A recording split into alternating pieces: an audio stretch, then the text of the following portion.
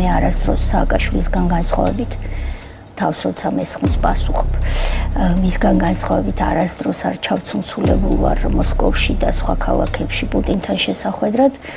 როდესაც ის ვარდების რევოლუციის შემდეგ საქართველოს პრეზიდენტი გახდა, პირველი საერთაშორისო ვიზიტი, რაც მან განახორციელა, იყო სწორედ რუსეთში და ის შეხვდა პუტინს, ჩამოვიდა იქიდან და გვახარა, რომ პუტინს შევხვდი თვალებში ჩავხედე და იქ წავიკითხე, რომ რუსეთი დიდი, მართლაც დიდი და ძლიერი ძერჟავა არისო.